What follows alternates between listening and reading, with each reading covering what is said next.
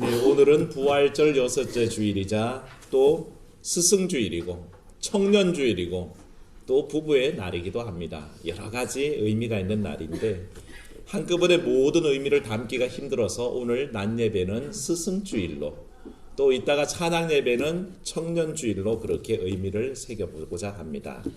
우린 옛부터 군사부일체라는 말을 사용합니다. 군사부일체가 누굽니까? 군대에 있는 사부입니까? 이런 거 하지 말라 그랬는데 임금과 스승과 아버지는 한 몸이어서 똑같아서 같이 그렇게 존경하고 섬기고 사랑해야 된다는 뜻이지요. 그만큼 우리는 스승에 대해서 굉장히 존경했고 또 지금도 그런 상황 속에 있습니다. 5월 15일은 스승의 날이요. 한국교회는 5월 셋째 주일을 스승주일로 정하고 그렇게 지켜왔습니다. 그래서 이 날이 되면 스승의 날은 스승의 은혜에 감사하고 은덕기리고 사제 간의 정을 나누게 되는 뜻깊은 날입니다. 근데 요즘은 스승의 날이 되어도 선물 하나 못 드리게 하는 세태가 됐습니다. 그래서 스승의 날이 되었다고 뭘 어떻게 하지는 않습니다. 저희 잘할 때만 해도 학교 수업 시간 되면 이렇게 드링크 하나 준비해서 선생님 이렇게 교탁에 올려놔 드리는 게 사실 제자된 사랑의 고백이었거든요. 반장이 돈을 거두어서 반장이 늘 수고하기도 하고 어떤 때는 한 학생씩 돌아가면서 그렇게 갖다 올려놨는데 요즘은 그거 하면 큰일 난답니다. 그래서 그런 사소한 작은 정도 못 나누는 세태가 돼가고 있죠. 그래서 그런지 교회 학교에서도 점점 그런 스승의 주일이 잊혀져 갑니다. 그래서 많은 교회들이 스승주일을 안 지키기도 합니다. 그래서 셋째 주에 스승주일 없이 그냥 청년주일로 그렇게 넘어가기도 하는데 우리는 사실은 스승주일을 지킬 때 제일 먼저 한번 따라하겠습니다. 스승이신 예수님. 우리 인생에 제일 소중한 스승이 계시다면 예수 그리스도이십니다. 그분께서 우리의 스승이 되셔서 우리를 가르치시고 인도하시기 때문에 사실은 스승의 주일이 굉장히 중요하고 또 거기에서 파생되어서 말씀을 가르쳐 주시는 교역자나 혹은 주일학교에서 수고하는 선생님들의 그 수고를 감사하는 날이 되어야 한다는 것입니다. 그런데 사회 분위기가 그래서 그런지 스승의 날이 어떻게 생겨났는지 점점 관심도 없어지고 관심 밖으로 밀려나는 것 같습니다만 스승의 날에 발원이 된 학교는 충남 논산에 있는 강경고등학교입니다. 1963년도에 그 강경고등학교에 윤석락이라는 학생이 있었습니다. 그 당시에 적십자 소년단 그래서 그 당시 이름으로는 JRC라 그랬는데 요즘 RCY라 그러죠. 그래서 그 청소년 적십자단 그 회장이 병석에 있는 선생님을 찾아뵙고 인사를 드리다가 가만히 생각하니 선생님을 찾아뵙고 인사하는 건 좋은 일이다 싶어서 그 당시에 JRC의 모든 회원들에게 제안을 한 것이 우리가 선생님들을 좀 찾아뵙고 인사를 드리는 게 제자된 도리 아니겠냐 그렇게 제안을 한 것이 계기가 됐습니다. 그래서 JRC 그 학생들이 별도의 날을 정해서 퇴직한 선생님들을 찾아가서 뵙고 그러다가 그 날짜를 정한 게 9월 21일을 은사의 날로 정해서 지냈는데 그 9월 20일 은사의 날을 지내고 그 다음 달 10월 달에 전국 그 JRC 모임에서 논의가 돼가지고 우리가 스승의 날을 정하자.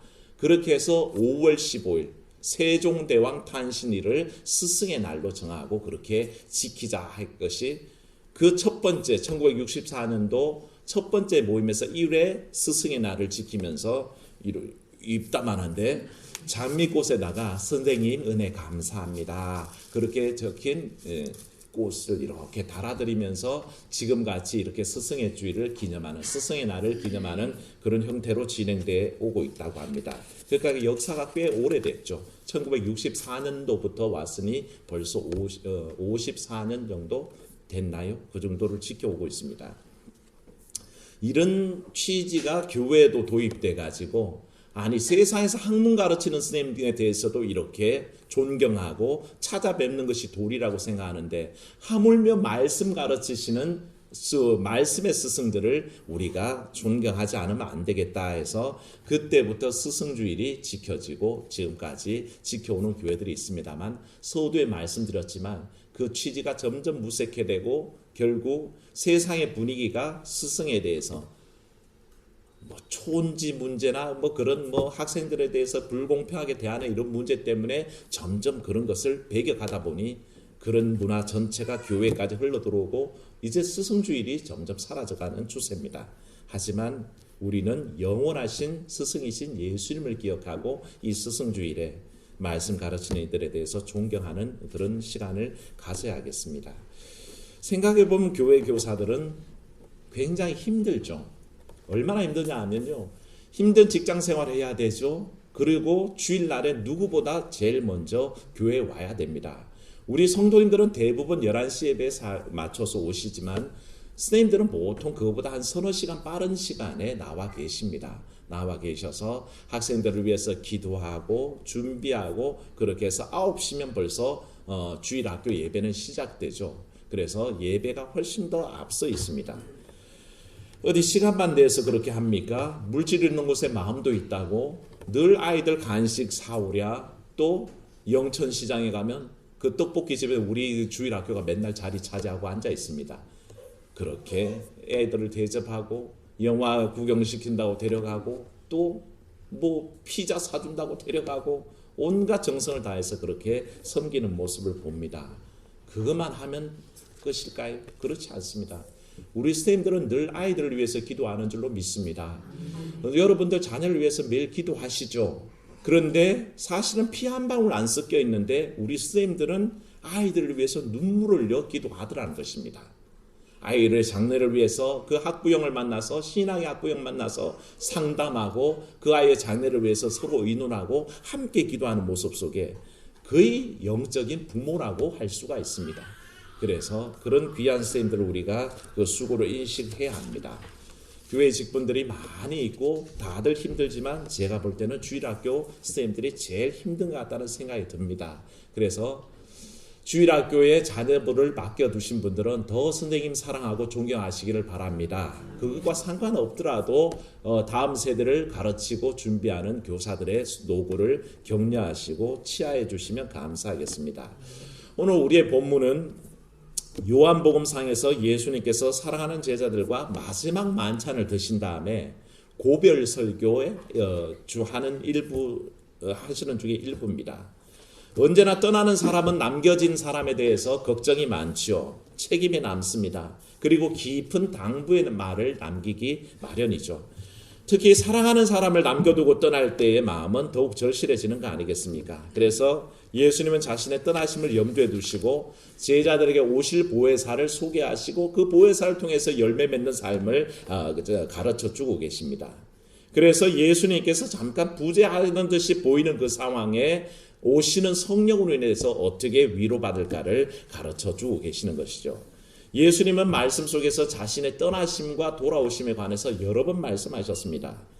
첫 번째 떠나심에 돌아오심은 우리가 잘 알다시피 십자가에 못 박히시고 돌아가셔서 잠시 우리를 떠나신 것처럼 보여줬죠. 하지만 돌아오심은 언제입니까? 부활하셔서 금세 우리 가운데 돌아오셨습니다. 그런데 두 번째 떠나심과 돌아오심은 약간 문제가 복잡해진다는 것입니다. 두 번째 떠나심은 이 땅을 떠나서 승천하시는 주님을 얘기할 때에 다시 돌아오시면 언제입니까? 세상 끝날의 마지막 날에 오실 주님을 말씀하셨습니다. 그래서 초대교회는 뭐라 했습니까? 마라나타, 아멘 주 예수여 어서 오시옵소서. 그 기다림의 신앙 속에 지나는 거 아니겠습니까? 그런데 주님께서 이 마지막 때의 재림 이전에 다시 돌아오심에 대해서 오늘 가르쳐 주시는 것이 성령을 통해서 오시는 것을 우리에게 말씀하고 있다는 것입니다. 즉 보혜사 성령께서 우리에게 오신다고 말씀하셨죠. 보혜사란 사전적 뜻은 그렇습니다. 보살피시고 은혜 베푸시는 사람이란 뜻입니다. 그리고 믿음의 성도들을 강하게 하고 그들을 진리 가운데 인도하는 하나님의 영을 말합니다. 보통 위로자, 중보자, 탄원자, 돕는 자, 상담자라는 의미로 사용되는데 이를 주로 성령 하나님을 얘기할 때에 우리가 보혜사라 그러죠. 그런데 사실은 보혜사는 고유명사가 아닙니다. 일반 명사입니다. 직능에 관한 명사죠. 그래서 보혜사라는 것은 하나의 어떤 역할에 관한 것입니다. 그래서 우리가 보통 보혜사라 그러면 파라클레토스 하는 성령, 보혜사 이 말을 성령에 대입시키는데 사실은 예수님에 관해서도 파라클레토스라고 설명된 본문들이 있습니다. 요한 1서 2장 1절에 가면 예수님을 하나님 앞에서 우리 사람들의 죄악을 대변하는 대언자로서의 파라클레토스를 얘기합니다. 그래서 다른 곳에서는 보혜사 성령이라고 번역하는데 그 본문에 가면 파라클레토스를 대언자라고 번역합니다. 그런데 말은 똑같이 파라클레토스란 말을 쓰고 있죠. 그래서 보혜사란 것은 어떤 성령의 고유명사가 아니라 직능에 관한 얘기를 한 것입니다. 그래서 그 역할 속에 성부 하나님도 파라클레토스고 성자 하나님도 역시 파라클레토스고 성령 하나님도 파라클레토스의 역할을 한다는 것입니다. 그게 바로 보혜사가 가진 뜻이라 할 때에 왜 예수님께서 이와 같은 파라클레토스 보혜사를 얘기하시냐 하면 제자들은 지금 불안하거든요. 굉장히 힘이 들거든요. 예수님이 어쩌면 승천하시고 아니 계신 상황이 올 수도 있겠다는 걱정 때문에 두렵습니다.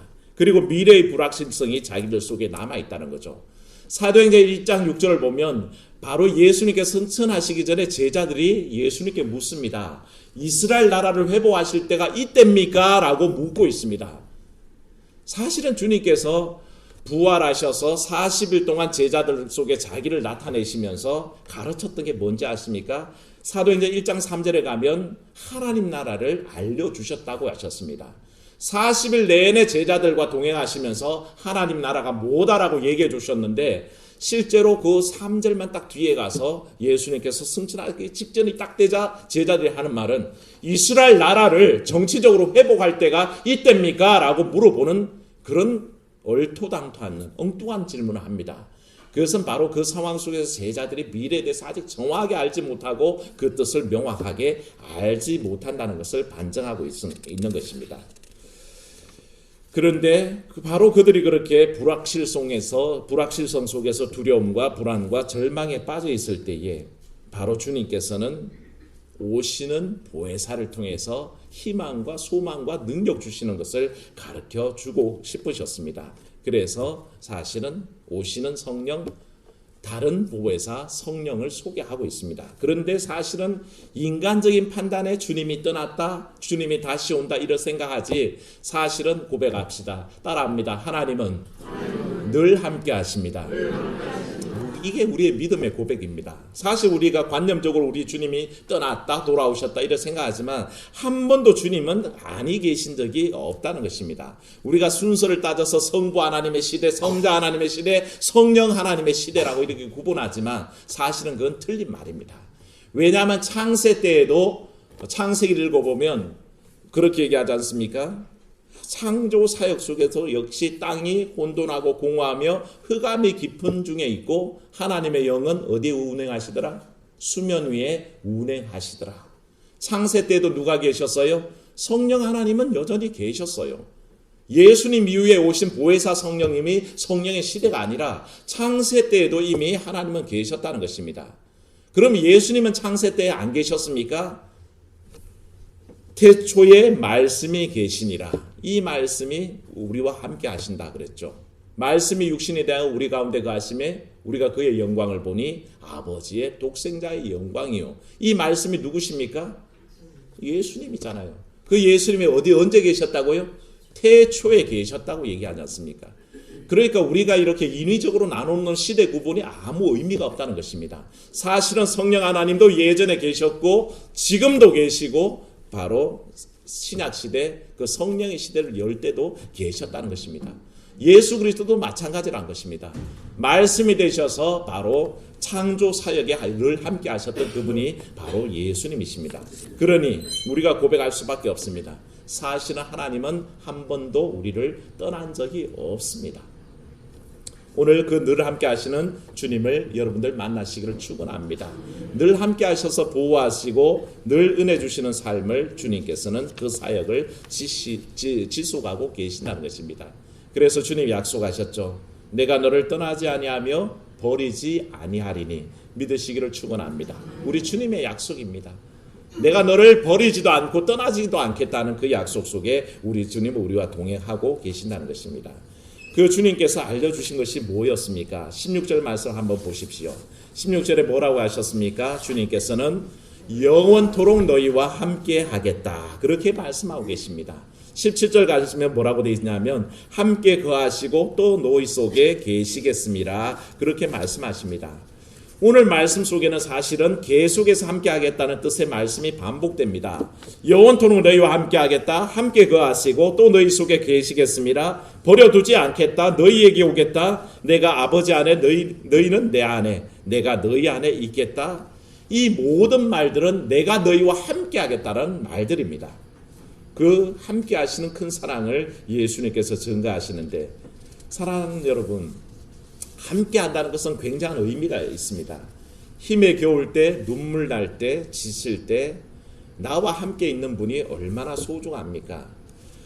지난 5.18 광주민주항쟁 기념일에 안산 화랑공원에 제가 다녀왔습니다. 거기에 가면 세월호 분향소가 설치되어 있고요. 기독교 부스가 따로 있습니다. 거기에서 세월호 참사 진상규명과 미수습자 수습을 위한 모교 기도회, 이름도 길죠? 기도회인데 이름이 그렇게 깁니다. 세월호 참사 진상규명과 미수습자 수습을 위한 모교 기도회, 이게 목요일마다 항상 있습니다. 그 기도회에 그날 기도회에 제가 기도 순서를 맡아서 기도하러 갔었습니다. 미수습자 가족들을 만났고 저녁 식사를 대접하고 또 위로하고 함께 예배 드렸습니다. 미수습자 9분 중에 권재근, 권혁규 부자를 제외하고는 모두가 크리스찬인 거 아십니까? 그 미수습자 9분 중에 7분은 다 크리스찬들입니다. 그래서 함께 예배하며 그렇게 다과를 나누면서 얘기를 하는 중에 미수습자 중에 허다윤이라고 있습니다. 다윤의 아버지가 그런 얘기를 하시더라고요. 함께 해주셔서 감사합니다. 이 말에는 많은 것들이 내포되어 있습니다. 계속 기도해 주셔서 감사합니다. 진상이 규명되고 미수습자 완전 수습될 때까지 기도해 주세요. 이렇게 얘기하는 그 배경 속에는 많은 사람들이 지금까지 세월호 유가족들에게 냉대한 모습을 보였다는 겁니다. 이제 좀 그만하지. 그만 좀 울고 먹어라. 할 만큼 했잖아. 이런 섭섭한 말을 하는 사람들이 너무 많았다는 겁니다. 심지어는 교회에서 와서도 그렇게 얘기하는 사람들이 있었습니다. 그날 가서 예배를 드렸더니 이미 죽어서 시체는 발견했지만 그 어머니 한 분이 계시는데 사실은 그 충격 때문에 이 다윤의 아빠가 얘기하기를 이 어머니는 많이 힘들다고 얘기하는데 말하는 모습을 봤더니 약간 이제 정신이 이상해졌습니다. 딸이 죽고 나니까 그게 너무 힘에 겨워서 그 자리에 나와 있지만 이미 너무 정신이 피폐해지고 약간의 정신 이상 증세까지 보이는 그런 상태더라고요. 그런 사람들의 아픔이 있는데 사람들은 쉽게 생각하고 그만 좀 하지.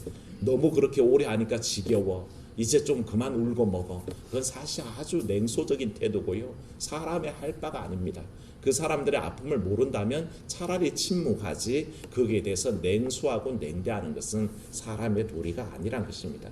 그들은 그 잠깐 함께 해주는 것 때문에 너무 고마워하고 또 함께 기도해주는 성도들 때문에 고마워하고 또 잊지 않고 계속 기도해주는 교회들 때문에 감사하다는 그 함께 해줌에 대해서 굉장한 의미를 부여하는 것입니다. 사람이 함께해도 사실은 그렇게 큰 위로가 되는데 사랑하는 여러분, 하나님의 함께 하시면 더 큰 위로가 되는 줄로 믿습니다. 우리는 살아가는 동안에 하나님의 위로가 필요하다는 것입니다.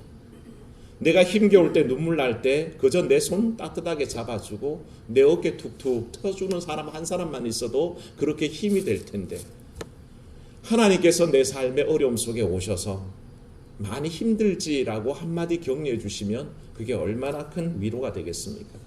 주님께서는 바로 떠나실 즈음에 그렇게 격려하십니다. 영원토록 너희와 함께하겠다. 함께하겠다. 떠나지 않겠다. 너와 동행하겠다. 그렇게 약속하시는 그 위로를 오늘 여러분도 만나시기를 축원합니다. 우리에게는 그 위로가 필요하다는 것입니다. 주님께서는 또 제자들을 격려하시면서 18절에 이렇게 말씀하셨습니다. 내가 너희를 뭐같이 버려두지 않겠다고요? 과와 같이 버려두지 않겠다라고 하셨습니다. 고아는 서글픕니다. 저는 고아는 아닙니다. 그런데 어릴 적에 참 감수성이 예민한 청소년기에 아버지가 돌아가셨습니다. 그래서 어릴 적부터 사실은 아버지 없는 서울음이 제게는 있습니다. 남들은 아무렇지도 않은 그 일이 제게는 하나의 트라우마입니다. 목욕탕을 갔는데 아버지와 함께 와서 등을 서로 밀어주고 있는 모습을 보면 괜히 심통이 납니다. 이해되십니까?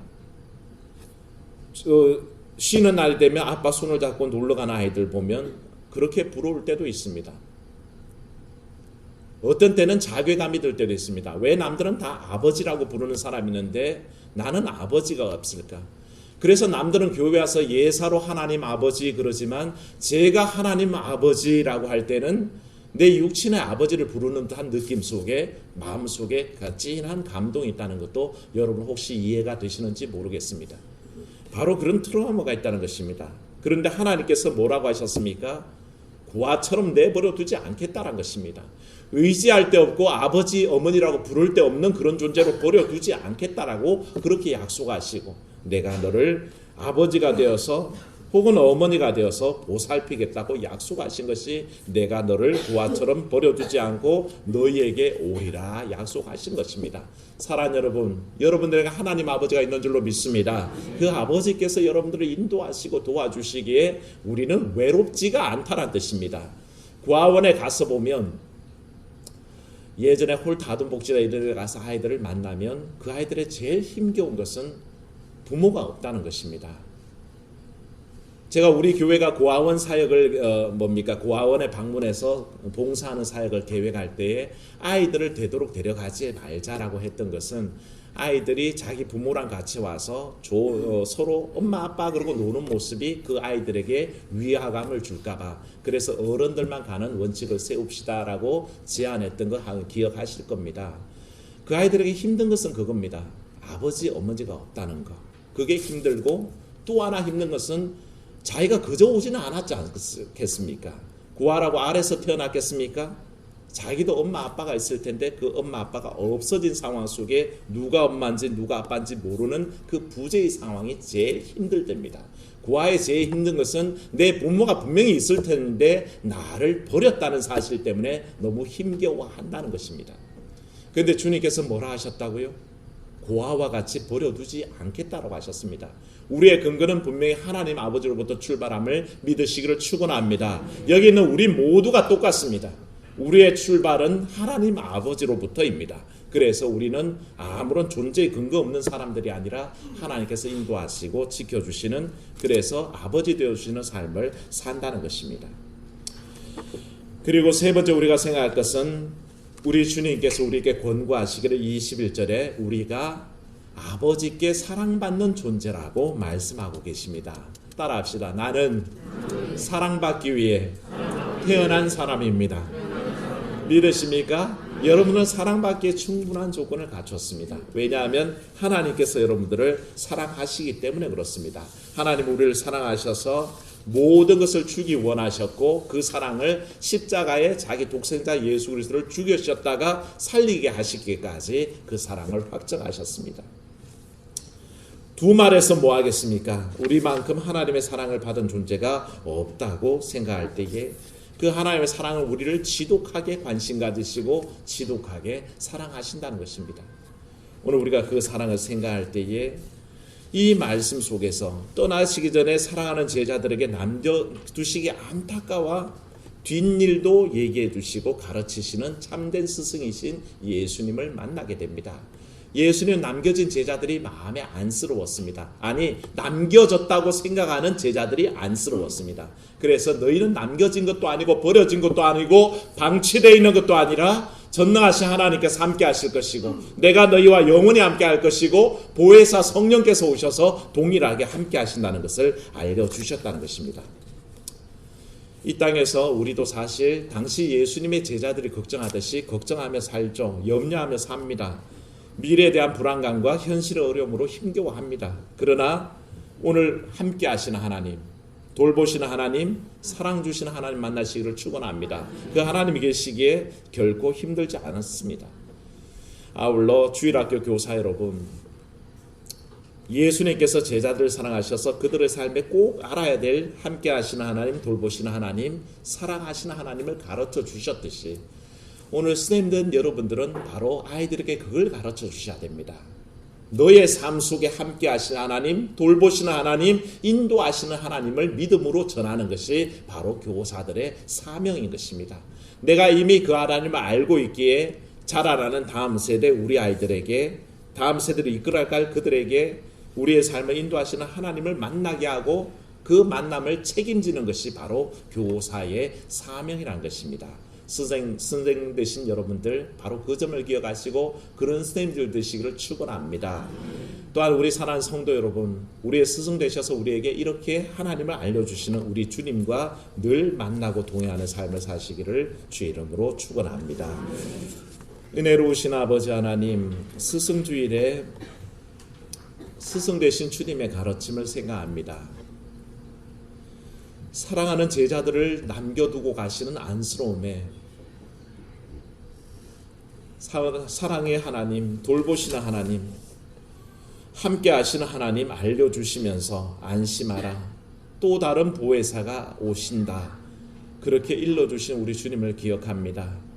그 가르침의 제자들을 살게 했고 힘을 내게 하고 견디게 했던 것을 깨닫습니다. 오늘 아버지, 우리의 삶의 어려움 가운데서도 주님 여전히 오셔서 가르쳐 주시니 감사합니다. 참으로 함께 하시는 하나님을 가르쳐 주셔서 감사합니다. 우리의 힘겨움 가운데 버르지 않으시고 함께 하심으로 격려하시는 주님으로 인하여 감사하며 또한 돌보시는 하나님 알게 하신 것 감사합니다. 고아와 같이 아무런 근거 없이 뜬 존재가 아니라 하나님 앞에서 뚜렷하게 그 존재 근거가 있는 믿음의 사람으로 세워주신 것 감사합니다. 아버지, 사랑하시는 하나님 알게 해주셔서 감사합니다. 우리는 사랑받기에 충분하고 주의 사랑받고 있는 존재임을 알게 해주신 우리 주님, 그 주님을 위하여 우리가 평생 그 말씀 받아서 살아가게 하시고 특별히 이 스승주일에 선생님들 여러분을 주께서 기억하셔서 그들의 삶 속에 만나 하나님 전달하게 하시고 그들이 만나 하나님 가르치게 하시고 환난 중에 인도하셨던 하나님 믿음으로 전수하는 그런 선생님들 되게 하여 주시옵소서. 그래야 아버지 하나님, 세상에 지식 전해줘서 좋은 것이 아니라 영적인 하나님 만나게 해주신 그 선생님으로 인하여 기뻐하고 즐거워하는 우리 선생님들과 아이들 되게 도와주시옵소서. 특별히 소원하옵기는 우리 선생님들 먼 훗날의 미래를 바라보게 하시고 지금 아버지 하나님, 저들이 무엇으로 자라날지 알 수 없으나 하나님 먼 훗날에 참으로 주의 나라에서 스님 때문에 내가 하나님 만난 것 감사합니다. 스님 때문에 내가 하나님 능력 알게 해주신 것 감사합니다. 내가 어릴 때 철없을 때 날 위해서 기도해 주신 것 감사합니다. 그래서 이제 천국에서 만나 뵙습니다. 그 귀한 고백할 수 있는 그때를 사모하며 나아가는 귀한 스님들에게 축복하여 주시옵소서. 주 예수님 이름으로 기도하옵나이다. 아멘.